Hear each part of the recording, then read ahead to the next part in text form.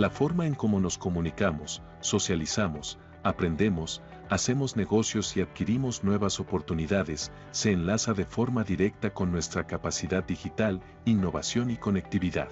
Por eso, en NAP Caribe, trabajamos continuamente para cuidar y garantizar la disponibilidad, seguridad y resiliencia de los sistemas informáticos de nuestros clientes, apegados a los más rigurosos estándares y certificaciones de la industria. Más que soluciones tecnológicas, entregamos a nuestros clientes la oportunidad de evolucionar de forma ágil y segura. Nuestra oferta de centro de datos para alojar sistemas tecnológicos de misión crítica, plataformas de cloud público y privado, soluciones de ciberseguridad, analítica avanzada y capacitación se conjugan con una amplia experiencia. Nuestra amplia red global de aliados y socios de negocios, basados en nuestra neutralidad, nos aportan flexibilidad y un gran alcance que transferimos a nuestros clientes. Facilitamos el acceso e integración a los más dinámicos y completos ecosistemas digitales existentes, con la visión de impulsar el éxito de tu negocio. NAP Caribe forma parte de la mayor red de NAPs interconectados alrededor del mundo. En nuestro centro tecnológico convergen más de 14 empresas de telecomunicaciones locales e internacionales. Siendo el punto de interconexión neutral y hub de conectividad de la región, proporcionamos la base para que todo tipo de empresas, instituciones e industrias aprovechen la conectividad masiva y facilidades de infraestructura física, virtual y el cloud, totalmente flexibles y adaptables a su crecimiento. Todo esto combinado con soluciones especializadas de ciberseguridad, monitoreo permanente y respuesta a incidentes cibernéticos. Desde nuestro Security Operations Center ofrecemos SOC como servicio, respuesta a incidentes, monitoreo permanente usando inteligencia artificial, servicios profesionales de ciberseguridad. A través del Network Operations Center garantizamos la estabilidad y seguridad de la red, las plataformas tecnológicas y soporte técnico. Para el NAP, la tecnología y el talento humano son la fuerza motriz detrás del cambio y la innovación. Aprovecha los beneficios de la economía de escala y apóyate en la experiencia de nuestros técnicos certificados, disponibles las 24 horas los 7 días de la semana. Imagina un mundo en donde las oportunidades cobran vida. En el NAP del Caribe llevamos tus expectativas más allá de lo imaginable.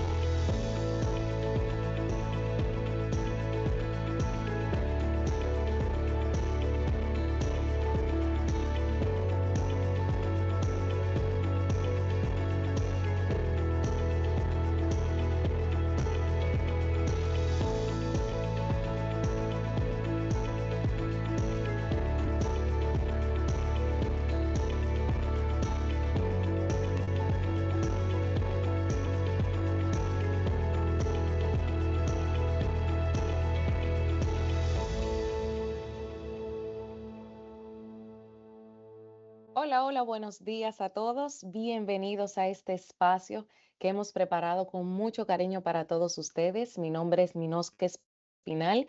Yo soy supervisora de Mercadeo e Innovación de NAP Caribe. Bienvenidos sean todos a este seminario web para aprender un poquito más de los ataques de DOS.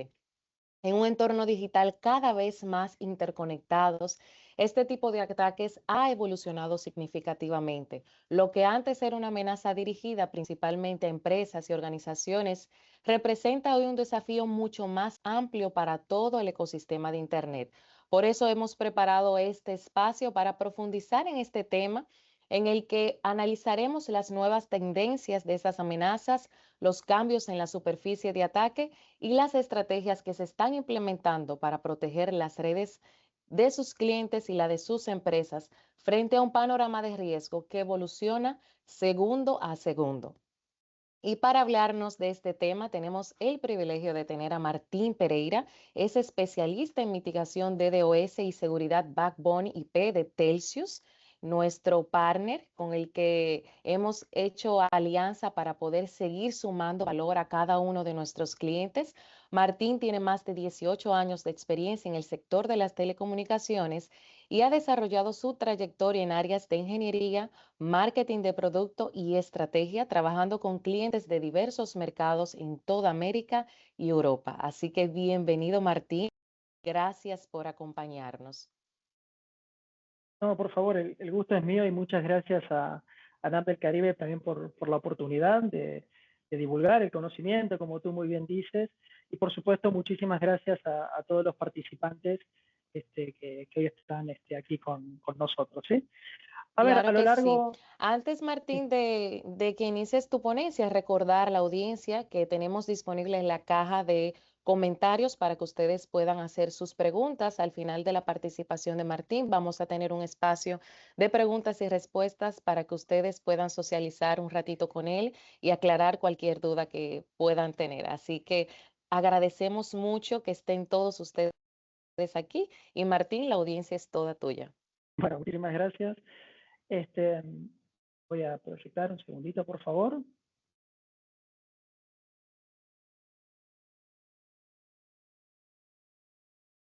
Muy bien. A ver, ahí estamos.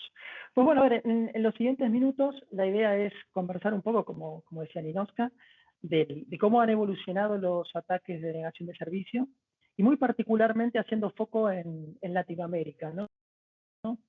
Y también traer un poco a debate también cuál es el rol de los ISPs ante esta nueva realidad, porque, y haciendo un poco de spoiler a lo que viene después, ya vemos que los ISPs en Latinoamérica no son solamente víctimas, sino también origen absolutamente involuntario de este tipo de ataques, lo que nos lleva a tener que tomar nuevas medidas ante esta nueva realidad, ¿no?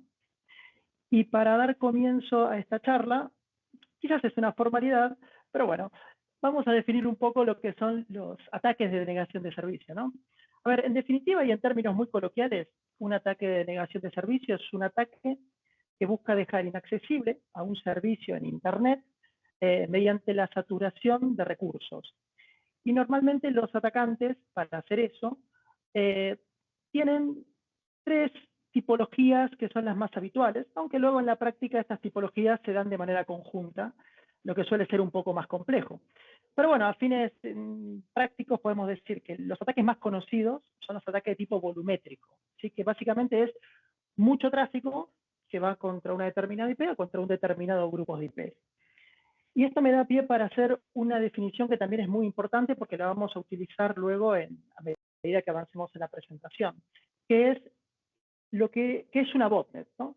Al final, para poder generar un ataque volumétrico, un ataque de mucho tráfico, lo que se necesita es que haya muchos dispositivos que estén infectados y que se conecten contra esa IP de destino al mismo tiempo. Todo ese conjunto de dispositivos que responden a un atacante o a un grupo de atacantes para generar un ataque de negación de servicio es lo que se denomina una botnet. ¿Ok? Entonces, esa es una primera definición que creo que es importante.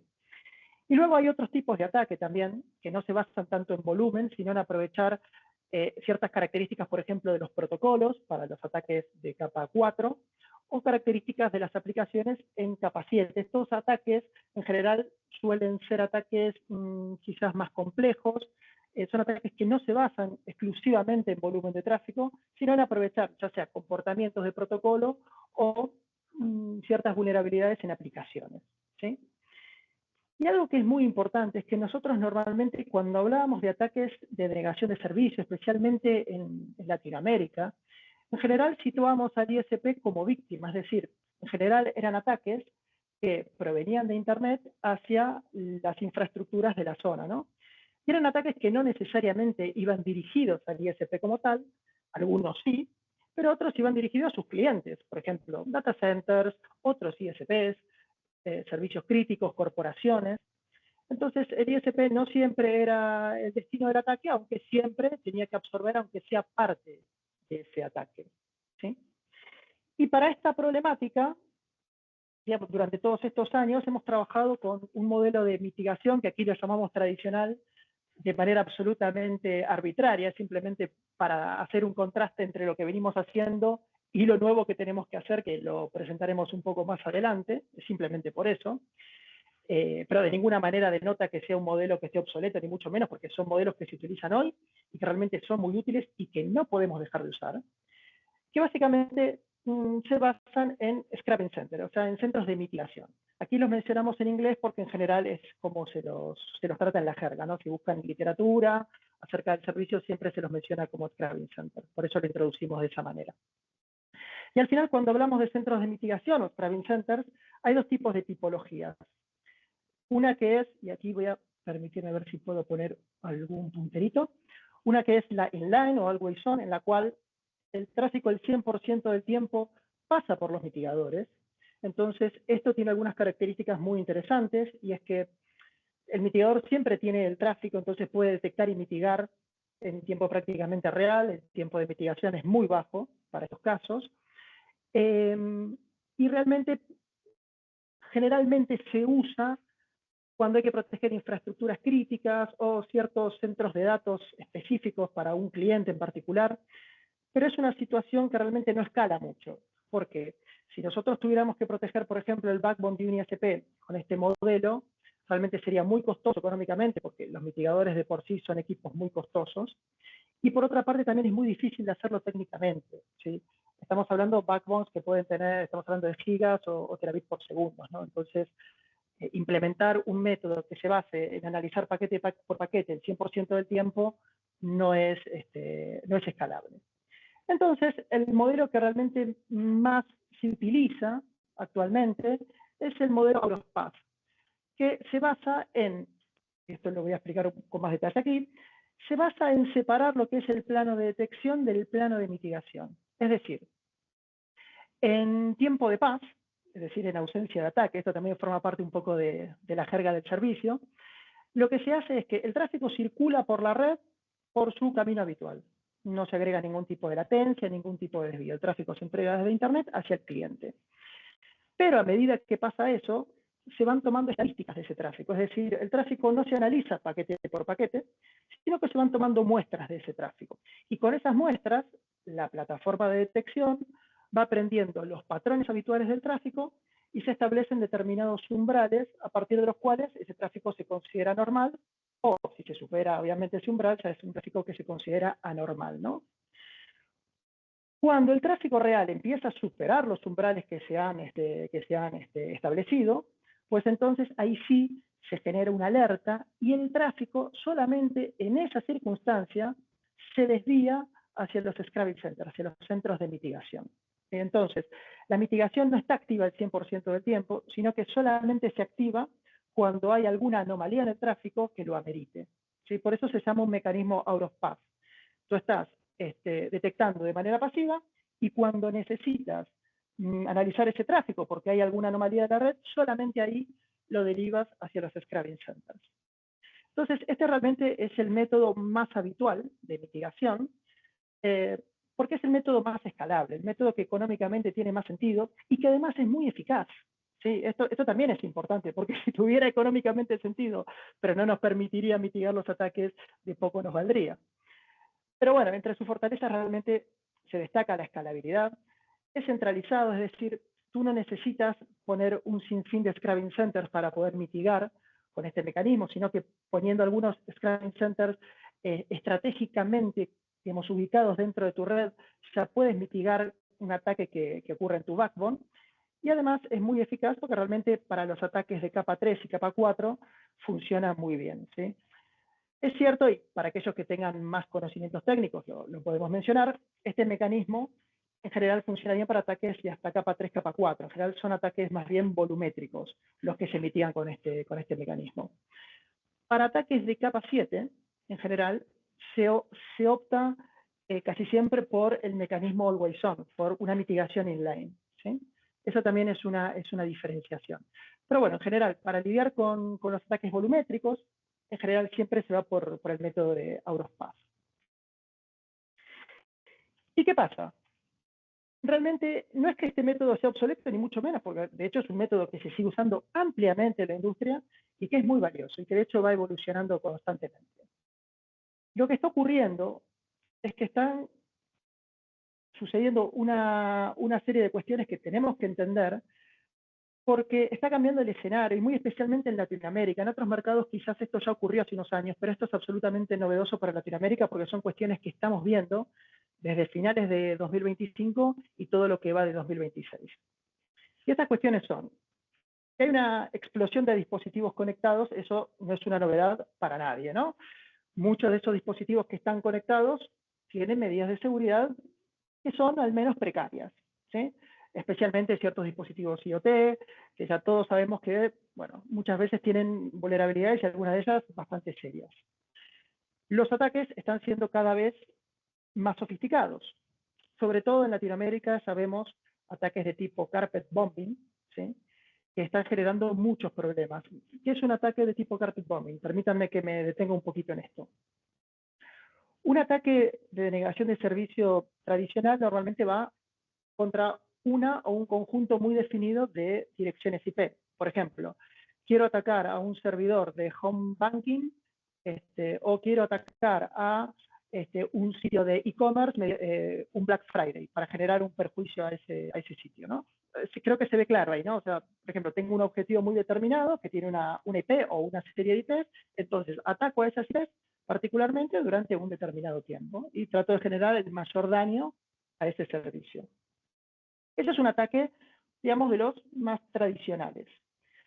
Sin embargo, en Latinoamérica hemos visto, hace un tiempo, estamos viendo, mejor dicho, ataques que son de tipo carpet bombing. ¿Qué significa esto? Que ya no es que se ataca con mucho tráfico a una IP, sino que se ataca con poco tráfico a muchas IPs. ¿Sí? Por ejemplo, si un atacante va a atacar con 100 gigas, tiene la posibilidad de atacar 100 gigas a una sola IP. Eso sería un ataque más tradicional. Un ataque carpet bombing sería que esos 100 gigas, en lugar de ir contra una única IP, vaya, por ejemplo, contra 100 o 200 IPs al mismo tiempo. Entonces, ¿qué cambia? Pues cambia bastante, porque esa lógica de ataque se hace para vulnerar a las plataformas de detección, que normalmente ven el tráfico a nivel de host. Entonces, no es lo mismo para una plataforma de detección ver 100 gigas contra un IP que de repente ver que un IP tiene un pico de 1 giga y que el IP al lado tiene un pico de 2 gigas y así sucesivamente. Son ataques mucho más difíciles de detectar, aunque finalmente el daño que hacen sobre el vínculo IP es el mismo, porque los 100 gigas terminan siendo los mismos, ¿sí? Entonces, estos ataques son muy complicados y nos han obligado a todos a desarrollar nuevas estrategias de defensa para poder detectar esos ataques y poder reaccionar a tiempo. Y no solo eso, sino que además los combinan con lo que se llama hit and run, es decir, atacan durante muy poco tiempo a unas determinadas IPs, digamos 5 minutos, a los 5 minutos dejan de atacar este conjunto de IPs y empiezan a atacar al siguiente grupo. Luego de 5 minutos pasan a otro grupo más.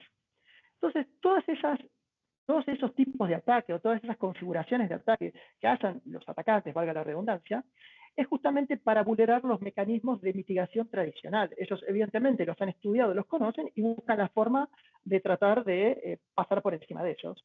Es la lógica que tiene este día a día, ¿no? Nosotros vamos tratando de mejorar, ellos van tratando de mejorar también sus ataques, ¿no? Y entonces, contra esa nueva lógica hay que desarrollar nuevos mecanismos para poder lidiar específicamente contra esos nuevos tipos de ataques que lamentablemente estamos viendo y vemos mucho en Latinoamérica. Y la otra cuestión que está muy latente, sobre todo desde fines del año pasado, es que están apareciendo nuevas botnets. Quizás la más conocida es Aizuro, que puede ser que la hayan oído porque salió en la prensa, que se están distribuyendo de forma muy masiva y se ha detectado que se han distribuido de forma muy extensiva por Latinoamérica. ¿Sí? ¿Cómo lo han hecho? Pues han aprovechado fallas o vulnerabilidades en ciertos dispositivos que están conectados en las redes para infectarlos y empezar a generar ataques. En este caso, desde Latinoamérica hacia el mundo. Y eso es algo novedoso porque, volviendo un poco a lo que comentábamos al principio, normalmente Latinoamérica era, digamos, era siempre un objetivo de ataque y no tanto un origen de esos ataques. Pero eso está cambiando y está cambiando radicalmente. Entonces, eso también nos obliga a tomar nuevas medidas, porque ya no es solamente analizar el tráfico destino hacia nuestras redes, sino que ahora también tenemos que empezar a ver cuál es el tráfico que sale de nuestras redes y que puede estar causando daño a otra parte dentro del ecosistema de Internet, ¿no? Y de eso es lo que vamos a hablar ahora en los siguientes minutos, ¿no? Y eso es lo que creo que, en definitiva, hace un poco a la evolución de los ataques en la región. Y cuando hablamos del ISP como un origen, obviamente, involuntario de los ataques, se nos ocurrieron, digamos, estas 5 cuestiones a tener en cuenta, ¿no? ¿Por qué un ISP puede ser origen de un ataque? Evidentemente nunca lo va a hacer a propósito, pero de manera involuntaria, ¿qué puede pasar? Puede pasar que tenga algún cliente que esté directamente conectado, que esté comprometido, ¿sí? Que tenga dispositivos que estén infectados, y entonces, bueno, evidentemente ese tráfico pasa luego por el ISP y va hacia Internet. La otra cosa que puede pasar es que estas botnets que estamos comentando, que se están propagando con una velocidad absolutamente aterradora por todo Internet, no solamente por Latinoamérica, pero ahora lo estamos viendo por Latinoamérica, haya infectado ciertos dispositivos dentro de la red del ISP. También puede darse el caso de que haya dispositivos o que haya servicios que estén mal configurados o no todo lo bien configurado que debiéramos y que permiten hacer amplificaciones de ataque. A ver, una amplificación de ataque, para el que no está tan metido en el tema, significa que es un mecanismo por el cual el atacante envía paquetes pequeñitos, o sea, muchos paquetes, pero pequeñitos a un determinado servicio, y ese servicio cuando responde a esos paquetes, lo hace con paquetes más grandes. Entonces es como que el ataque va siendo como un efecto bola de nieve, si se va convirtiendo en cada vez más grande, ¿no? Eso es, por ejemplo, un ataque muy, muy común de ese estilo, son ataques de tipo DNS amplification, ¿no? Que se envían paquetes muy pequeñitos a un DNS con una IP de origen, que sería, digamos, el target de ataque. Y entonces, claro, esos paquetitos, cuando el servidor DNS responde y responde a la IP que se quiere atacar, responde con paquetes más grandes. Entonces, ese ataque va siendo cada vez más grande, ¿no? Entonces se llama un ataque de amplificación. Muchas veces, sin querer, algún ISP puede dejar algún servicio abierto o no tan bien configurado y entonces los atacantes pueden aprovechar ese servicio para generar esa amplificación. Y luego también relacionado con los dispositivos, puede ser que estemos usando o CPEs que sean inseguros o que no sean realmente inseguros, sino que no estén actualizados a la última versión, ¿no? Que tenga alguna vulnerabilidad debido a que no haya un firmware lo suficientemente actualizado. Lo que pasa es que todo esto realmente termina teniendo un impacto en el ISP. A ver, el impacto de un ataque tradicional, es decir, de un ataque que viene desde Internet hacia el ISP, creo que todos nos podemos dar cuenta. Al final, eso te puede saturar la red, puede dejar algún servicio inaccesible para un usuario final. Creo que es bastante fácil de verlo. En definitiva, estás recibiendo mucho tráfico que te satura parte de tu red. Ahora, cuando tú generas tráfico malicioso hacia Internet, eso también genera un perjuicio, no solamente para el tercero que se ve atacado, sino también para ti. Porque en definitiva, se te pueden saturar los enlaces de salida. Puedes tener congestión en tu red interna. Puedes tener un daño reputacional si de repente en el mercado se empieza a decir de que desde tu red está saliendo tráfico malicioso. Tus IPs pueden entrar en listas negras, si tienes acuerdos de peering pueden degradarse o puedes estar en una situación inconveniente dependiendo de cuál sea tu acuerdo con el tercero. Entonces, son cuestiones que realmente tienen impacto, ¿sí? Nosotros, de nuevo, siempre estamos más acostumbrados a ver el tráfico entrante y los perjuicios que nos genera el tráfico entrante, que eso lamentablemente vamos a tener que seguir viéndolo y analizándolo, pero ahora también tenemos que ver esta realidad. Tenemos que cuidar y proteger nuestras redes de que no generen tráfico saliente malicioso, porque eso también nos va a generar problemas y también es un escenario que tenemos que tener en cuenta. Y también es cierto, y por eso usábamos la palabra tradicional, de manera un poco arbitraria, de que lo que estamos haciendo hoy no es suficiente para esta nueva realidad. Eso lo tenemos que tener totalmente claro. ¿Por qué? Porque en general, cuando hablamos del modelo tradicional, nosotros estamos monitorizando y mitigando el tráfico en sentido entrante a nuestra red, es decir, el tránsito entrante que luego el ISP termina entregando hacia su destino final. ¿Sí? El problema es que ahora también tenemos tráfico saliente y las plataformas de mitigación normalmente nunca actúan sobre el tráfico saliente, actúan sobre el tráfico entrante. Esto es muy importante y permítanme que tome un poquito de agua. Entonces, esta es una nueva realidad y para esto necesitamos nuevas herramientas, que muchas de ellas están disponibles, pero que las tenemos que configurar adecuadamente para poder atender a esta situación. ¿Sí?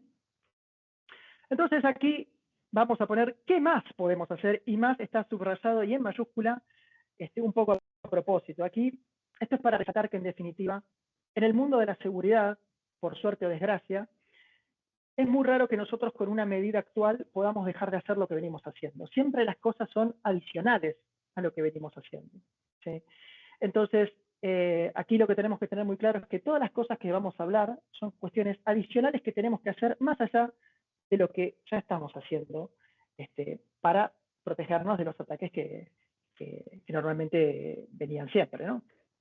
Entonces aquí de nuevo vamos a ver un poco, vamos a hablar de FlowSpec, vamos a hablar de firmware, de filtrado por comportamiento, de Command and Control, que esto tiene que ver con las botnets, y cómo sería el mecanismo final, que sería tratar de integrar todo esto y buscar algún tipo de automatización, porque ya vamos a ver que si no somos capaces de automatizar, nunca vamos a llegar a tiempo para poder mitigar, ¿no? Entonces, lo primero quizás es lo más evidente, ¿no? Es la importancia del firmware, y ya mencionamos algo de esto, ¿no? Al final, esto empieza a cobrar una importancia absoluta. Tenemos que hacer una gestión adecuada de nuestros proveedores, de forma tal que los equipos que nosotros utilicemos en nuestra red tengan un firmware adecuado, un firmware que no tenga vulnerabilidades, y que si tiene una vulnerabilidad se pueda remediar rápidamente con una actualización. Esto es clave, ¿sí? Más allá de las configuraciones, más allá de tener un acceso seguro, ¿no? Y de deshabilitar los servicios que no utilicemos, que eso también forma parte de la gestión, es clave tener dispositivos que nosotros podamos confiar en ese firmware para que no sean, digamos, fácilmente explotables por las botnets o por los atacantes. Esto es clave. De hecho, hemos visto muchos casos donde realmente el problema residía aquí. El problema residía en que las botnets lograron comprometer una serie de equipos dentro de un determinado ISP. Esos equipos empezaron a generar tráfico saliente malicioso, y el ISP, con solamente actualizar ese equipo, ya logró controlar la causa raíz y, por tanto, solucionar el problema.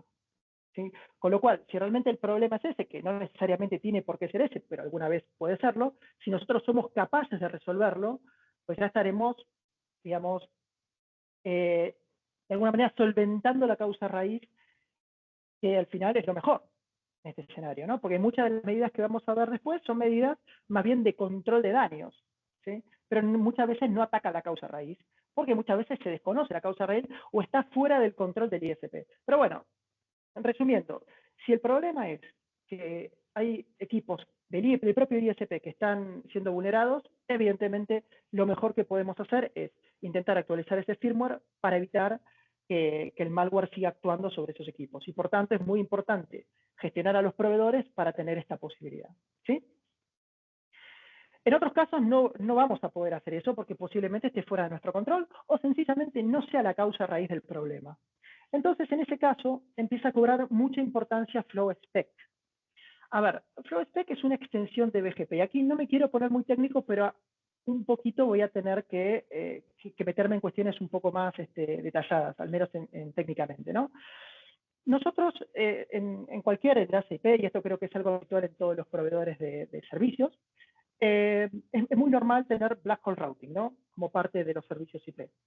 ¿Qué es el Black Hole Routing? El Black Hole Routing es decir, mira, si a mí me están atacando a una determinada dirección IP y eso está generando que se me sature todo un vínculo, yo lo que hago es aplicar Black Hole Routing, es decir, descartar todo el tráfico que va contra esa dirección IP en pos de salvar el resto de las IPs para que el resto de las IPs puedan seguir navegando o proveyendo el servicio que tengan que proveer, ¿no? Es como que asumo que tengo que descartar el tráfico de una determinada IP para salvar el resto, ¿no?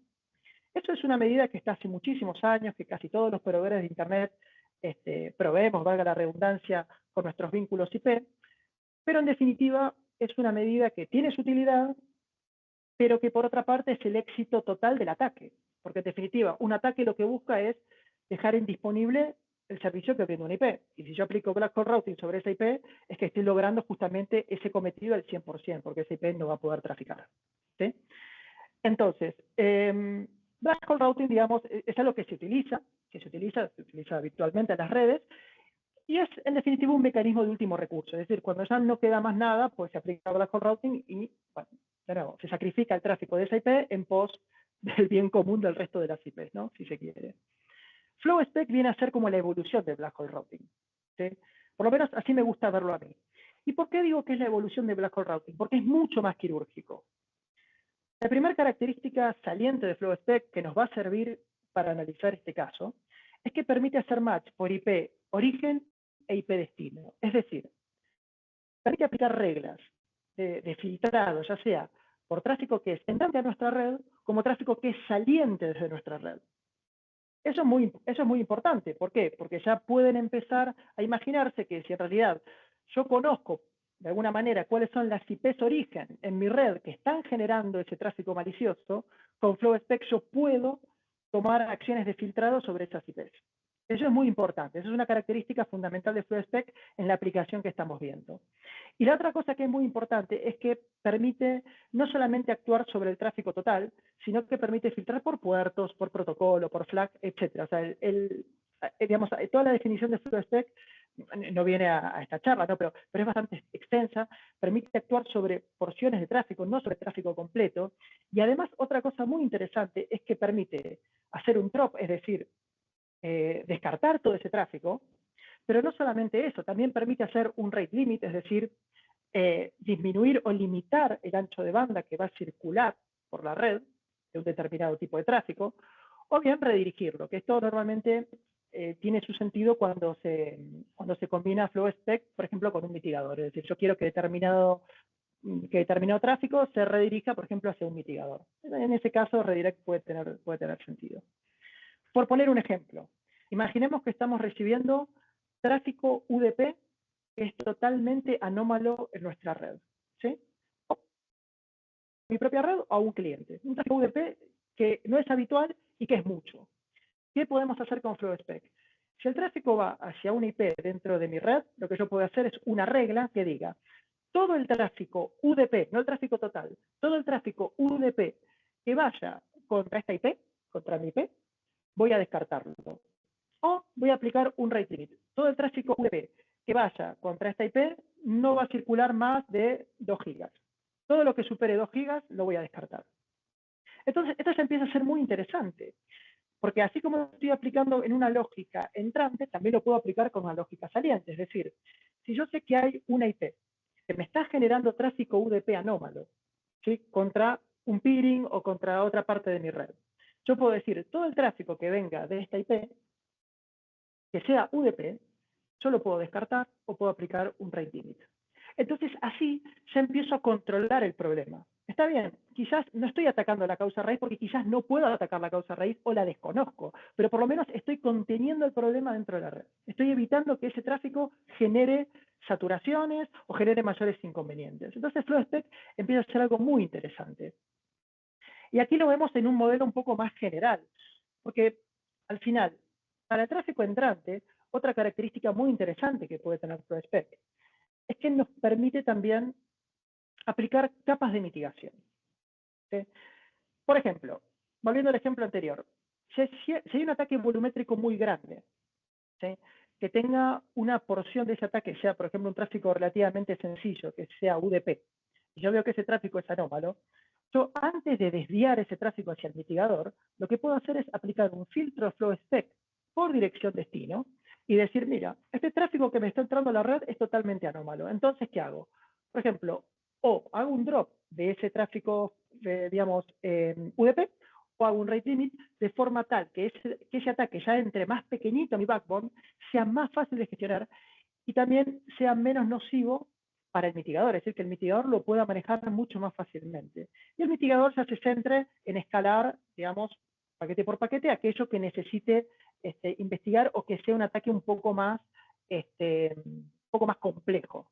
¿Sí? Entonces, esto permite, desde el origen, como matizar el ataque o dividirlo por capas y decir, bueno, mira, hago una primera mitigación que sea un poco más gruesa, si se quiere, para descartar volumen, y luego ya con el mitigador me centro en ser más quirúrgico e intentar limpiar el tráfico que realmente amerita ser limpiado de una manera más detallada. Y del lado saliente, lo que me permite FlowSpec, como ya mencionamos, es mitigar por IP de origen. ¿Sí? Pero no solo por IP de origen, y esto vamos a verlo, no me quiero adelantar porque lo vamos a ver a continuación, ¿no? Pero tiene que ver con mitigar por comportamiento de tráfico. ¿Sí? Así que dejémoslo aquí por el momento porque es algo que se viene después. Una aplicación también muy interesante de FlowSpec es la mitigación de Command and Control. ¿Qué es esto? Ya hablamos antes de lo que era una botnet. Dijimos que una botnet, en definitiva, era un conjunto de dispositivos, que aquí lo podemos ver representados, ¿no? Que al final están comandados por un atacante y que bajo la orden del atacante empiezan a atacar a una determinada IP o a un determinado servicio para dejarlo inaccesible. En definitiva, es un grupo de dispositivos que están infectados con un malware que es controlado por un atacante remoto. Entonces, si nosotros somos capaces de conocer desde qué IPs ese atacante está lanzando los ataques, podemos bloquear la señal de Go, es decir, podemos, digamos, bloquear el Command and Control, que se llama técnicamente, que es básicamente la orden que da el atacante para que los dispositivos empiecen a atacar. ¿Sí? Entonces, es como que estamos evitando que el atacante hable con los dispositivos que están comprometidos. Entonces, para hacer eso, ¿qué necesitamos? Para hacer eso, primero necesitamos, evidentemente, tener en la red implementado FlowSpec para poder actuar sobre esas direcciones IPs, pero también típicamente necesitamos algún servicio que normalmente está, digamos, ofrecido por alguno de los múltiples fabricantes que brindan soluciones anti-DDoS, que nos diga cuáles son las IPs que típicamente están involucradas en los ataques recientes. ¿Sí? Dicho de forma más coloquial, los fabricantes de soluciones anti-DDoS normalmente tienen lo que se llaman honeypots, que son determinados puntos en Internet que están censando todo el tiempo cuáles son los ataques que están ocurriendo en todo el mundo. Producto de ese análisis, tienen bases de datos gigantescas que se actualizan de forma muy periódica, en la cual van recolectando cuáles son las IPs que participan de esos ataques y también cuáles son las IPs que lanzan esos ataques. ¿Sí? Entonces, esas bases de datos, cuando tú contratas algún tipo de solución anti-DDoS, normalmente vienen dentro del servicio o hay que pagarlas aparte, pero bueno, en definitiva, son accesibles a través de los fabricantes y tú, una vez que ya tienes esa base de datos, puedes actuar sobre esas IPs de origen para intentar bloquear esa comunicación contra los dispositivos que están infectados. Entonces, este sería un caso particular, por ejemplo, de aplicación de FlowSpec para el bloqueo de lo que es el Command and Control, lo que es la señal que da el atacante para que los dispositivos ataquen. Y otra cosa que es súper interesante de FlowSpec es que se puede hacer, por ejemplo, filtrado por comportamiento. Es decir, tú puedes, dentro de tu red, con las plataformas de detección, entender cuáles son los parámetros de tráfico que son habituales y que tú consideras normales dentro de tu entorno. Entonces, vamos a poner un ejemplo típico en el mundo ISPI. Imagínate que tú tienes un acuerdo de peering con algún tercero que se basa en 10 gigas, por decir algo.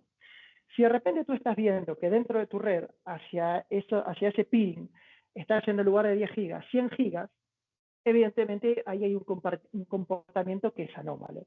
Entonces tú, ya teniendo esa información de la plataforma de detección, puedes generar filtros, por ejemplo, basados en FlowSpec, que te permitan también actuar sobre ese tráfico para que ese tráfico, o bien, si es tráfico totalmente anormal, se haga un drop, es decir, se descarte, o bien hacer un rate limit para que ese tráfico no llegue a dañar la interconexión que tú tienes con este tercero.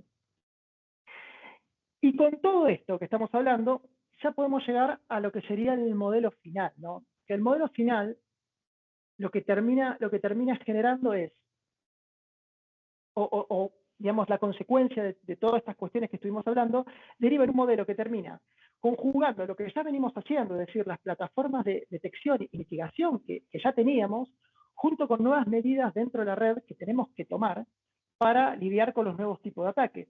¿Y cómo sería esto? Pues bueno, a ver, la telemetría la tenemos que seguir teniendo, es decir, tenemos que seguir sabiendo qué es lo que pasa en nuestra red. Y para eso lo que necesitamos es que nuestros routers envíen esa información hacia las plataformas de detección. Nosotros tenemos que tener visibilidad. Sin visibilidad sobre la red, todo lo que estamos hablando es realmente muy difícil. Es muy difícil accionar si no tienes la visibilidad adecuada. Una vez que ya tenemos esa visibilidad, lo que tenemos que hacer es orquestar cuáles son las medidas que queremos implementar. Entonces, esto ya empieza a ser fundamental, porque antes quizás la única medida que teníamos era enviar el tráfico hacia el mitigador, porque estábamos analizando el tráfico entrante. Ahora tenemos que decidir si vamos a enviar el tráfico hacia el mitigador, tenemos que decidir si vamos a aplicar una regla flow spec, o si vamos a hacer las dos cosas al mismo tiempo. Por eso es muy importante ahora también la orquestación de todo este sistema para poder atacar tanto lo que es el tráfico entrante como el tráfico saliente. Y por último, tenemos que hacer propiamente la mitigación, es decir, que esa orquestación derive en Scrubbing Center para lo que es la mitigación del tráfico entrante y también en la generación de reglas flow spec que nos permitan trabajar sobre el tráfico saliente. ¿Sí? Ese sería un poco el modelo completo. Y al final, si este modelo no está medianamente automatizado, es realmente muy complicado. ¿Por qué? Porque estamos viendo que son ataques en muchos casos, de muy corta duración. Entonces, no te da tiempo, si tú estás con un operador, no te da tiempo a implementar estas medidas de manera manual. ¿Sí? Por eso hablamos de una integración, pero también de una automatización. ¿Sí? Y estos modelos es hacia los que tenemos que ir, hacia los que tenemos que empezar a trabajar para poder estar protegidos tanto de tráfico entrante como de tráfico saliente en esta nueva situación. En resumen, digamos, el nuevo modelo lo que plantea es tratar de reducir el tráfico malicioso al máximo, tanto entrante como saliente. ¿Para qué? Evidentemente, para proteger la infraestructura, para que tenga menor impacto, para que los servicios no se vean degradados, para que la experiencia de nuestros clientes no se vea degradada. A su vez, por aquí dice para mejorar la reputación del ISP, o al menos para no empeorarla, es decir, para que nuestra reputación no se vea afectada en el ecosistema. Es necesario tomar estas medidas por todo lo que ya vimos antes. Y por otra parte también para no, digamos, transportar ese tráfico de manera innecesaria en nuestras redes. Al final, nosotros en nuestro día a día, si empezamos a traficar este tráfico malicioso por nuestras redes, que ya sabemos que es malicioso, estamos utilizando recursos que son muy valiosos para proveer servicios a nuestros clientes, que los estamos malgastando. ¿Sí? Entonces, mientras antes podamos lidiar con este tráfico, mejor. Y por supuesto, esto nos va a permitir también tener mitigaciones más rápidas y más eficientes. Y como conclusión de esta charla, yo creo que, digamos así como mensajes claves, ¿no? Creo que es importante mencionar que, evidentemente, los ataques han evolucionado y van a seguir evolucionando. Eso es una realidad. Y en el mundo de la seguridad, como ya mencionamos antes, ahora estamos preocupados por este tipo de ataque, por este escenario, pero seguramente en no mucho tiempo vamos a estar hablando de la nueva ola de ataques y las nuevas cosas que tendremos que hacer, y lamentablemente es así. ¿Sí? Lamentablemente es así. La otra cosa que creo que está clara, sobre todo en el entorno de Latinoamérica, es que los ISP ya no solo son víctimas, lamentablemente ya de manera absolutamente involuntaria, por supuesto, ya estamos viendo tráfico malicioso que se genera desde Latinoamérica y que además es tráfico, digamos, no menor. Es un volumen de tráfico bastante importante. Con lo cual, eso nos lleva a establecer aquí que el origen es el nuevo campo de batalla. Y de nuevo, no porque el destino, no porque el tráfico entrante haya dejado de existir, porque también está, sino porque ahora se agrega también el tráfico de origen, es decir, el tráfico que sale desde nuestra red. Y en este sentido, FlowSpec pasa a ser una herramienta relevante.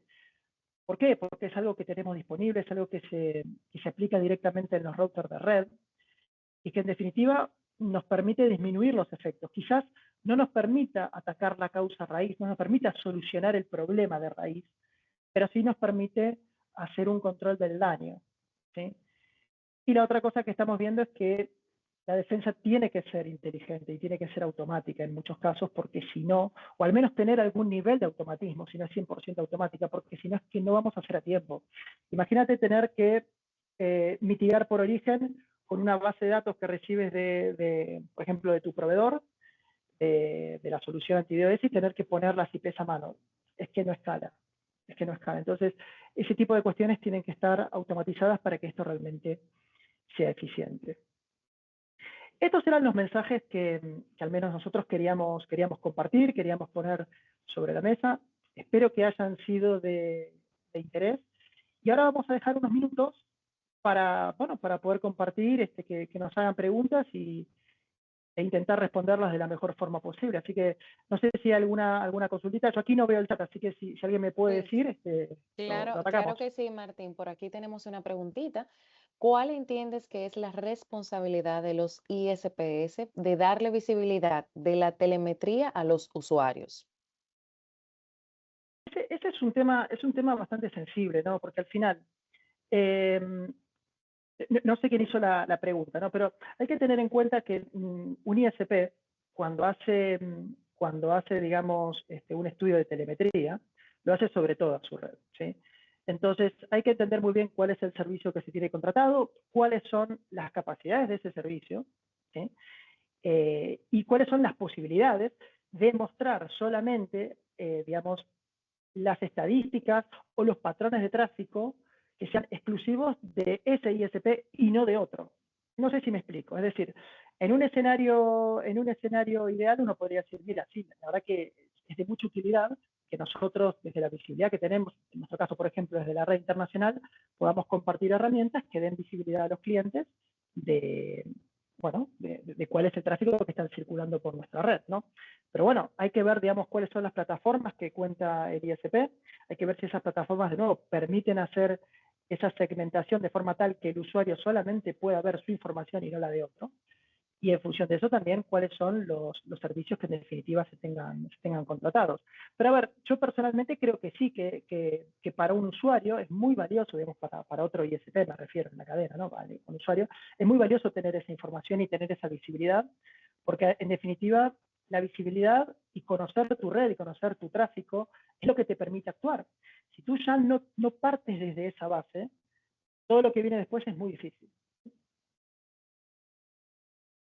Claro que sí. Bueno, veo que complementa la pregunta. Daniel Torres fue quien le envió. Dice que en mi opinión, bueno, en su opinión, los IoT son una naturaleza de conexión y estatus encendido 24/7. Funcionan como vector directo de ataque. Si el usuario implementa IoT y tiene esa visibilidad, puede controlar mejor el tráfico que les permite. No, a ver, en general cuando nosotros hablamos ahí de visibilidad, no es que hablamos de dar visibilidad al usuario final, ¿sí? Nosotros no podemos asumir que el usuario final realmente sea un usuario técnico que tenga capacidad de entender, digamos, qué tráfico está generando y cómo lo está generando, ¿sí? A lo que voy es que efectivamente coincido al 100% de que los IoT son un vector de ataque, y esto está claro, sobre todo aquellos dispositivos que son más vulnerables, y de hecho hemos visto cómo las botnets se han aprovechado de dispositivos IoT, desde los ataques digamos, hasta los ataques, hasta los últimos de Isuru. Al final, perdón, no, era, ¿cómo se llamaba? Perdón, se me fue el nombre de la botnet. Mirai, perdón, de Mirai y las últimas del sur, ¿sí? Este, y entonces, al final, sí, efectivamente, esos son un vector de ataque muy importante. Pero al final, lo que también puede pasar es que el usuario final esté infectado y no lo sepa, y esté generando ese tráfico sin saberlo. Por ejemplo, cuando fue lo de la botnet Mirai, habían infectado muchísimas cámaras IP. Imagínate que el usuario final realmente no sabía que estaba infectado, el usuario estaba utilizando su cámara IP y sin saberlo estaba generando un tráfico malicioso que, sumado a muchísimos dispositivos adicionales que estaban siendo conectados, generaban ese problema, ¿no? En general, yo cuando me refiero a dar visibilidad, me refiero a dar visibilidad en la cadena de Internet, no a los ISPs. O sea, que los ISPs realmente sepan lo que está pasando en su red para poder tomar contramedidas, ¿sí? En muchos casos, que si tú tienes visibilidad sobre la red y el problema está sobre tu propia red, eso te da la posibilidad de tomar medidas ya de raíz, como es, por ejemplo, actualizar el firmware o tomar medidas sobre dispositivos que estén generando el problema. O también, si se trata de usuarios finales que estén enviando ese tráfico, tú quizás no puedas actuar sobre la raíz, pero sí puedas contener el efecto, ¿sí? Entonces, a eso me refería con el tema de dar visibilidad de las redes. Yo creo que en este caso, trasladar la responsabilidad del usuario final es un poco complicado porque el usuario final muchas veces no actúa de manera maliciosa y posiblemente ni se entere de que esté generando un tráfico malicioso. En otros casos, por supuesto que sí, pero estoy hablando de una generalidad, ¿sí? Excelente. Tengo otra pregunta por aquí. ¿Podría explicar qué es el tráfico UDP? Sí, a ver, eso, digamos, son distintos protocolos que se utilizan en Internet, ¿sí? Lo más habituales quizás son TCP y UDP, digamos, se diferencian porque uno es con conexión y otro es, digamos, sin conexión, ¿no? Entonces, por ejemplo, UDP es un protocolo que se utiliza mucho para lo que es voz sobre IP o para tráfico más en real time, ¿sí? Mientras que TCP en general se utiliza más para tráfico de navegación, se establece una conexión previa. En definitiva, son tipos de tráfico muy habituales que se dan en Internet y que permiten, en definitiva, tener las conexiones o disfrutar de los servicios que disfrutamos típicamente, ¿sí? Solicitan por aquí la presentación, si es posible compartirla. Nosotros también vamos a estar enviando a partir de la finalización de este seminario la grabación de este webinar para que ustedes puedan revivir cada una de las incidencias a los correos que ya previamente todos ustedes registraron. Tengo otra preguntita por aquí, Martín. ¿Podrían Sí. sugerir alguna herramienta de auditoría para redes de clientes de paga o gratuita? Esto para detectar las vulnerabilidades o infecciones de equipos en las redes de los clientes. Pues mira, eso no es algo tan sencillo, ¿sí? Al final, nosotros en general, siendo ISPs, lo que más podemos actuar sobre el tráfico que vemos en nuestras propias redes, ¿sí? En tratar de tener visibilidad sobre el tráfico que está entrando hacia nuestra red e intentar detectar justamente ese tráfico malicioso donde está viniendo, ¿sí? Y en ese sentido hay muchísimas herramientas que permiten hacer esa visibilidad del tráfico. Por ejemplo, herramientas así de monitorización de red, es que hay infinitas. En general, las que yo más conozco, sinceramente, son de pago, pero son, digamos, los sospechosos de siempre, como quien dice, ¿no? En general, tú tienes Arbor, puedes tener Radware, puedes tener Corero, bueno, es que hay tantas. Puedes tener también, por ejemplo, Nokia, Deepfield, Kentic. O sea, son muchas herramientas que en definitiva te permiten hacer una monitorización de la red, ¿sí? Y en función de eso tener visibilidad del tráfico y luego tomar las contramedidas. Ya herramientas que permiten hacer escaneos sobre redes de usuarios, sinceramente preferiría no entrar ahí. Un terreno minado, ¿verdad que sí? Tengo otra preguntita, Martín, que nos llega por otro de nuestros canales digitales. ¿Qué medidas deberían implementar las empresas para complementar la protección que ofrecen sus proveedores de conectividad frente a este tipo de amenazas? Bueno, a ver, una medida que toman típicamente las empresas, y esto es un caso bastante común, tiene que ver con la mitigación a nivel de capa 7, ¿sí? Es decir, típicamente nosotros como service provider solemos ofrecer una muy buena protección a nivel de capa 3, capa 4, ¿sí? Es decir, de lo que serían ataques volumétricos, básicamente, ¿sí? Para ponerlo en contexto. ¿Por qué? Porque básicamente tenemos el backup suficiente para gestionar esos ataques y luego poder tomar medidas de mitigación como las que estuvimos viendo durante esta conversación, ¿sí? ¿Qué pasa? Cuando se tienen ataques de capa 7, no es que la tecnología que utilicemos no permite mitigar esos ataques, porque sí que lo permite. Pero, en general, la mayor parte del tráfico, al menos en Internet, en la red internacional, o en las redes locales, está encriptada. Entonces, llegar al payload de capa 7 en una red internacional o una red abierta de Internet es realmente muy complejo hoy en día. Entonces, hay ciertas empresas, sobre todo de gobierno o entidades financieras, particularmente los bancos, que suelen implementar cajas locales que hacen mitigaciones inline, o en el caso también de Web Application Firewall, los WAF, ¿no?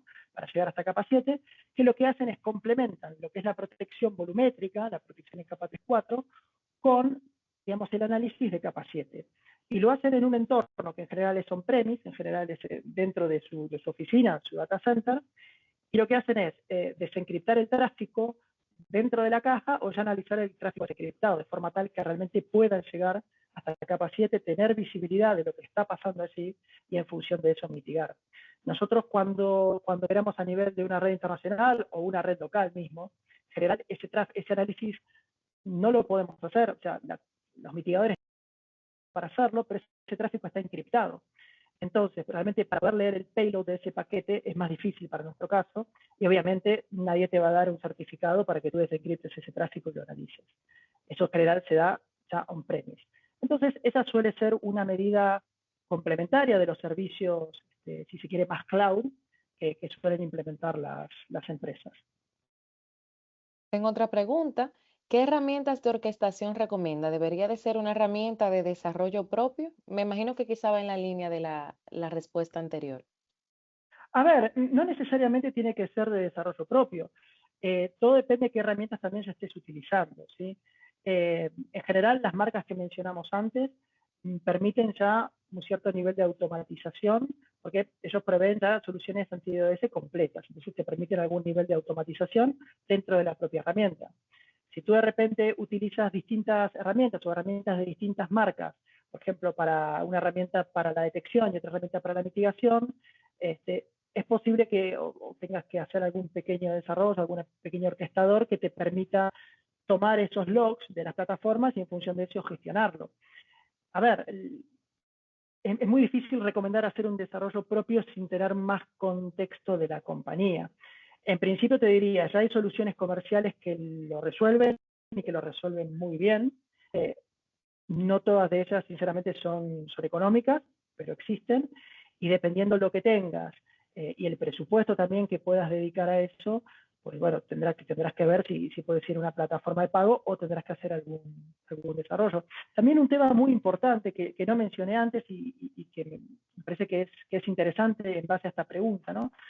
Nosotros, por ejemplo, a lo largo de la charla, digamos, comentamos el tema de aplicar reglas FlowSpec, ¿no?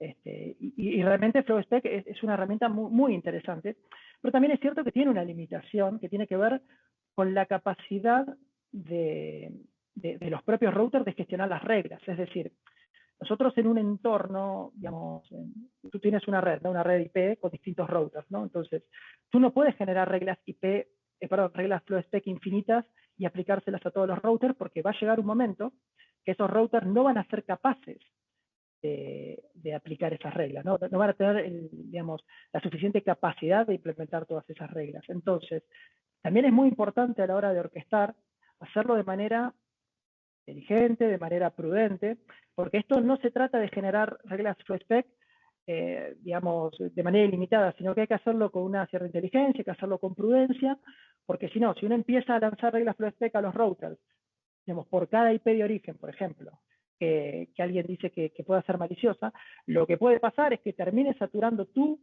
a los routers por enviar tantas reglas FlowSpec. Entonces ahí, en el diseño de estas soluciones, no solamente hay que tener en cuenta el orquestador, sino que hay que tener en cuenta cuál es la capacidad de los routers para soportar todas esas reglas FlowSpec y hacer un dimensionamiento total de la red.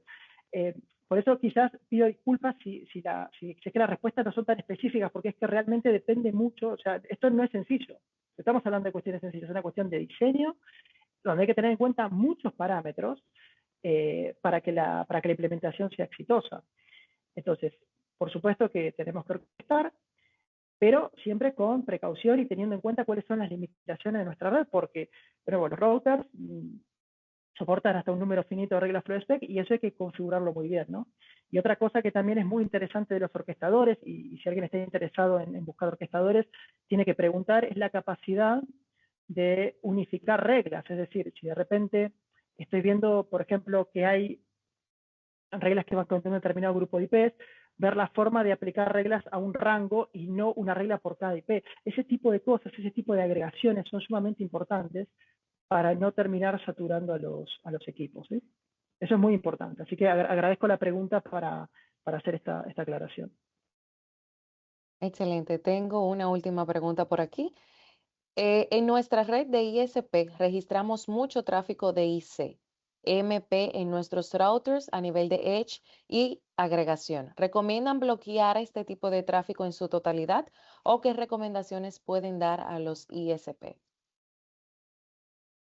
Si está recibiendo mucho tráfico ICMP y es anómalo, evidentemente puede ser una situación de ataque. A ver, sinceramente no lo puedo afirmar categóricamente. Es un tema que habría que analizar, habría que ver los históricos, habría que ver desde cuándo se tiene ese ataque, ese tráfico y ese ICMP, y entender el porqué de esa evolución, ¿sí? A ver, esto no se trata de descartar el tráfico, digamos, de manera masiva. Lo que tenemos que intentar hacer es llegar a la causa, ¿sí? Investigar un poco por qué tenemos ese tráfico y en función de eso ver qué contramedidas podemos hacer. Si, por ejemplo, ¿cuál podría ser un acercamiento? Si de repente estamos viendo que hace un tiempo teníamos un determinado tráfico de ICNP y ahora estamos teniendo un tráfico mucho mayor, uno podría decir, bueno, esto es algo que en principio puede ser anormal, pero a ver, ese tráfico está afectando mi red, está generando algún perjuicio, está dentro, o sea, creció pero está dentro de la normalidad o está creciendo de manera desmedida. En función de cuál sea el diagnóstico, uno podría decir, bueno, puedo intentar un rate limit, por ejemplo, con FlowSpec, o puedo intentar un descarte de ese tráfico, ¿sí?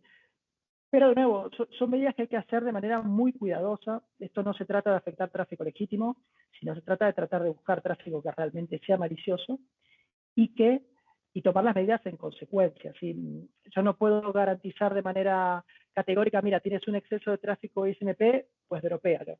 No, hay que analizarlo y hay que analizar de nuevo desde cuándo está ese tráfico y si es posible, por qué, desde qué IPs. ¿Hay algún evento o alguna aplicación que justifica este incremento? Esas son el tipo de cosas que tenemos que tratar de averiguar antes de tomar una decisión, ¿sí? Realmente cuando nosotros aplicamos reglas sobre la red, tenemos que hacerlo con mucha cautela, tenemos que hacerlo con mucho cuidado porque no queremos ni filtrar tráfico legítimo, ni tampoco afectar a terceros, ¿sí? Entonces, de nuevo, con cautela. Yo ahí, digamos, mi recomendación antes de dropear o de hacer un rate limit sobre ese tráfico es tratar de entender cuál es la causa raíz, tratar de entender desde cuándo se tiene ese tráfico y si es posible determinar la causa, de cuál es el origen de ese tráfico. Una vez esté determinado eso, recién ahí, con esa información, tomar una decisión y no antes, ¿sí? De nuevo, siempre con el fin de no descartar tráfico que sea legítimo y tampoco afectar a terceros. Excelente, Martín. Muchísimas gracias. Yo creo que han estado bastante buenas las preguntas y me quedo con un par de cositas que tú mencionaste ya para cerrar, ir cerrando el tema. Unas acotaciones muy importantes, tener visibilidad adecuada de la red, automatizar nuestros procesos, monitorear el tráfico para reducir ese tránsito malicioso debe de ser primordial y sobre todo la defensa tiene que ser cada vez más inteligente, sobre todo porque los ataques son cada vez más inteligentes. Y las empresas tenemos que tener medidas mucho más inteligentes, mucho más autónomas para tener una mayor capacidad de respuesta. Y con esto le doy las gracias a todos ustedes por estar. No quiero cerrar sin antes mencionar que nosotros desde nuestra división académica tenemos un entrenamiento de ciberseguridad con inteligencia artificial diseñado específicamente para poder detectar estos agentes anómalos, poder tener una infraestructura mucho más inteligente, capaz de responder a las amenazas emergentes en el mercado. Mencionar que esta alianza con Telsius que nosotros hemos realizado con el objetivo de seguir agregando valor a nuestros clientes, de que a través de este joint venture nosotros podamos mejorar las soluciones que entregamos a cada uno de nuestros clientes, de todos ustedes. Así que si desean más información de las soluciones que en conjunto estamos llevando a cabo. Aquí les vamos a colocar nuestro email info@napdelcaribe, napcaribe.com.do. Cualquier pregunta que ustedes tengan relacionado tanto a los entrenamientos de NAP Academy como a las soluciones que estamos trayendo al mercado de la mano de Telsius, pueden escribirnos ahí, con gusto nosotros le vamos a responder.